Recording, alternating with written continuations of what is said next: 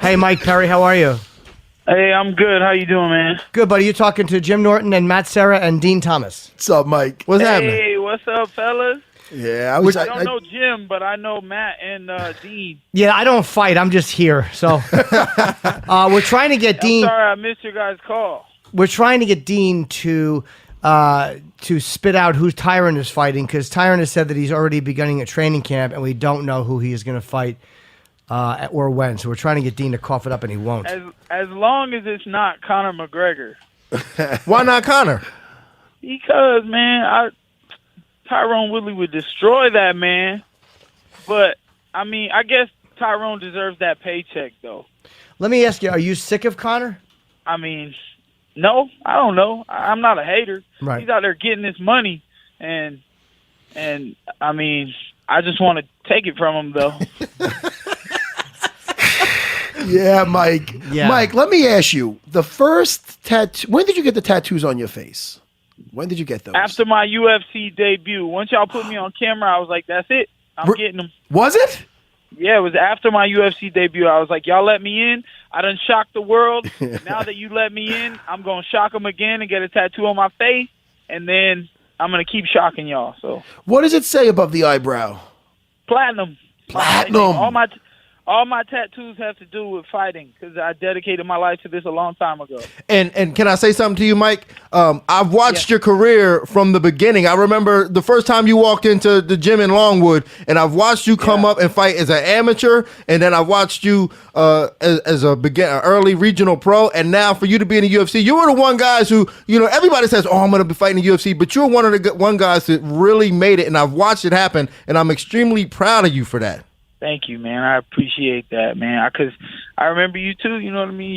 You were too busy though back then. You were working with the UFC back then with guys who were in the UFC, and you had Coconut Creek and back and forth between all the gyms. And I just, I told you guys, and I never needed anybody in my corner when I told everybody, because nobody believes somebody when they say I'm going to be in the UFC when they're 17 years old. Nobody believes that kid.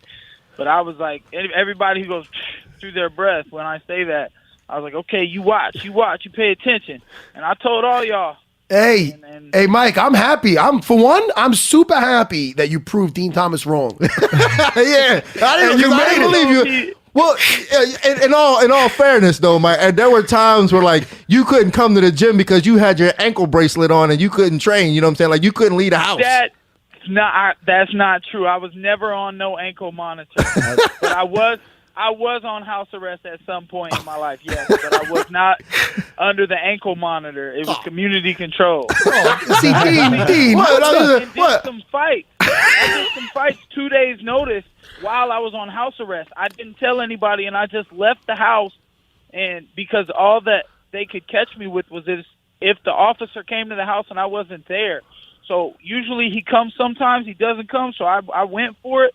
I was smoking Newport cigarettes 2 days before they called me and said, come fight this guy for the Florida State title. And I was like, yes, I'm coming. I'll be there. I quit smoking cigarettes for 2 days, and then the champion backed out, but another guy picked up the fight, and I dropped I TKO'd him. That was when ground and pound came to be legal in Florida. Let me ask you, did you TKO the habit of smoking cigarettes or no? Oh, yes. Good. Yes. That was a long time ago. Good, man, because I'll tell you, you are impressive as hell, dude. I like you. I really like you on the mic. And that elbow is giving many people nightmares to this day. That was a brutal night. What can I say? I already got a planned knockout to beat the elbow. Oh. I know what I'm going to do to knock somebody out that people are going to go, oh, my God, he did something else again that we weren't ready for. Oh, something for a highlight reel. Yes, definitely. Now, Mike, what happened also on Twitter between you and Al? He had a great knockout of Diego Sanchez, and I guess you guys got into it on Twitter. How did that start? Well, I mean, they asked me some questions, like Ariel Helwani asked me some questions about it, and I just told the truth. But then I feel like he started saying stuff on Twitter. Like at first he posted up the picture of the people who won the bonus, and he's like, "Fuck y'all," and I was like, "Calm down, man. You know what I mean? It's not that big of a deal." He cried so much. And then, like, I didn't know how much he cried until I did a little research and seen, because Ariel Helwani asked me about it and him, so I figured maybe Ariel would ask him about it. But they didn't talk about it at all. But I did notice in his interview with Ariel, he just complained the whole time. So then I was like, wow, this guy is really annoying. So then I just figured I'd say something, because it could have been a good fight. Maybe we could have made a little controversy and did a fight out of it. And he tried to say, oh, Abe Kawa, my manager, wants to sign him, so tag him. And I was like, what does it matter if he signs you? We could still fight. Then he wins triple the money. Right. He's going to get show, win plus show, and he'll be extremely happy if two of his guys fight each other in the UFC. So yeah, I don't know if we'll get that fight. So you didn't like the fact that your bonus was being questioned. Yeah, man, because I was definitely.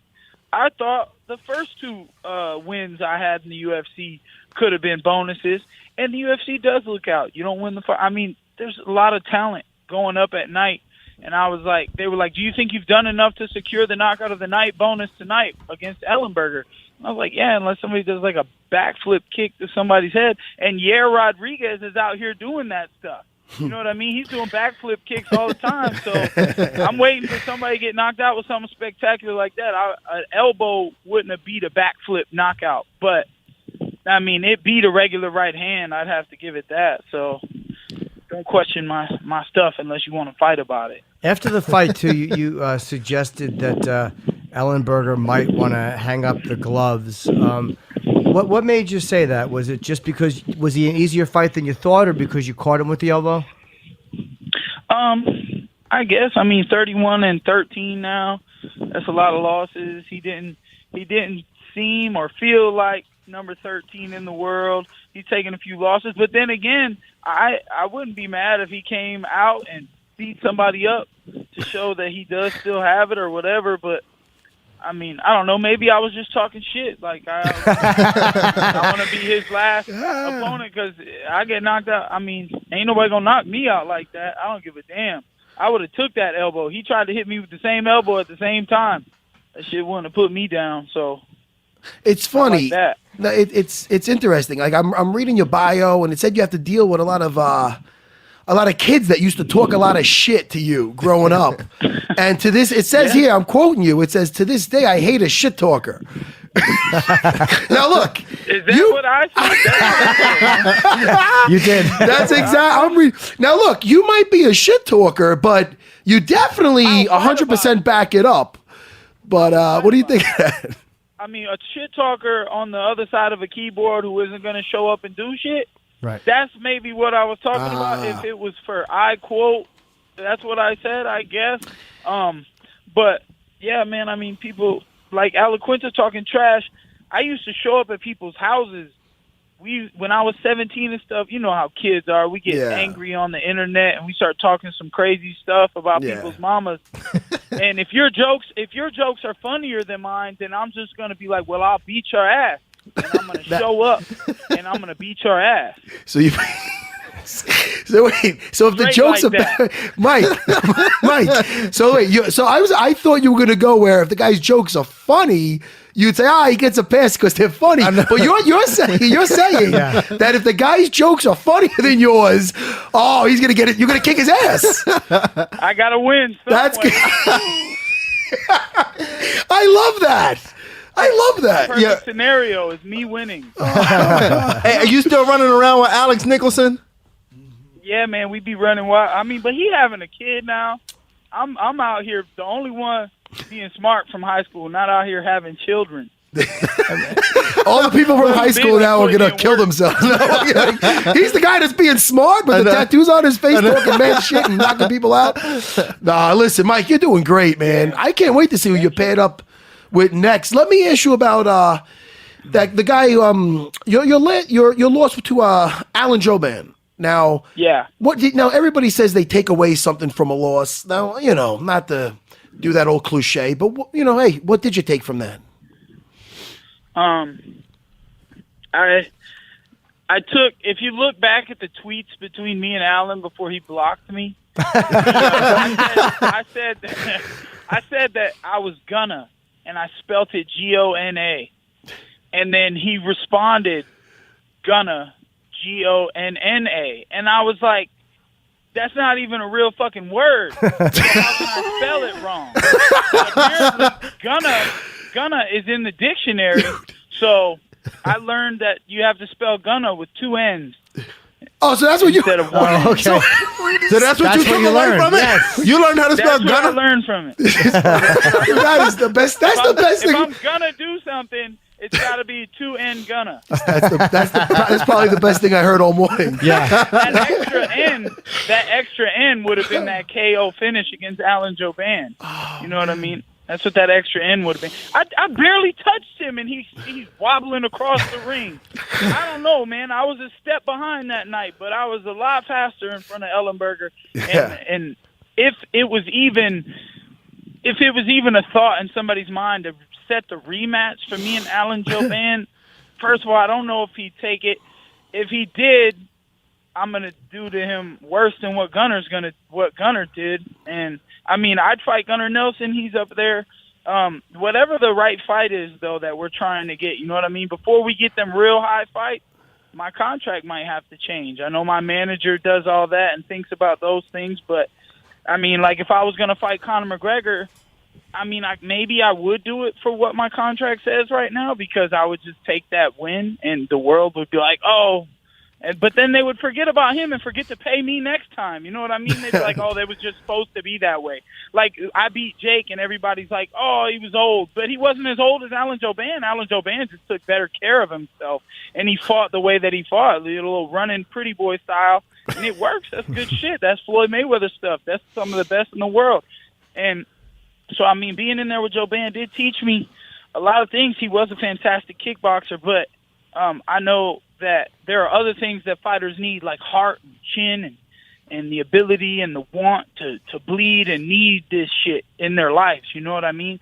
And, I mean, I would take any fight, but if I had to fight Tyron Woodley tomorrow, I mean, damn, I keep saying stuff, then in the back of my head I go, well, I would do it for the money that I would keep fighting for the money that they're giving me right now. But to be a smart businessman, that's what I have a manager for, so he can say, look, no, Mike's not going to fight for that. Not this fight, at least. He's fighting the champion of the world. We're going to renegotiate this contract right now and get this real money, because at the end of the day, I can't do this shit until I'm 60, and I will get old eventually. I will get, bumps and bruises down the line. We've always said since I was 17, please excuse my language, but we got to make the shirt.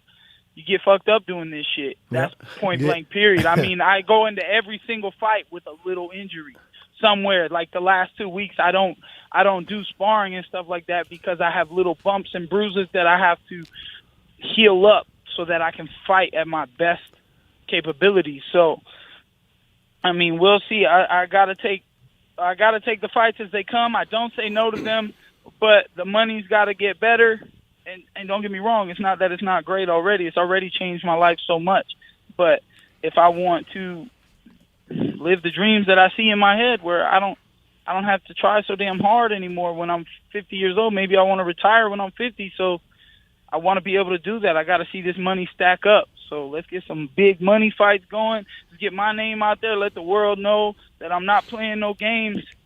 And I did that against Ellenberger, and I'm going to do it again. The next guy's going to get the same treatment. Mike, what are you mentioning Tyron Woodley?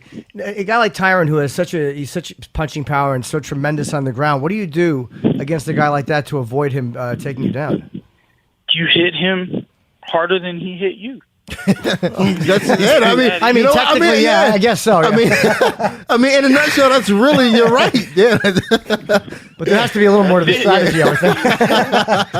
I don't think he wants to, tell you the strategy. But I mean, he's saying Tyron, and Tyron of course. is pretty devastating on the ground.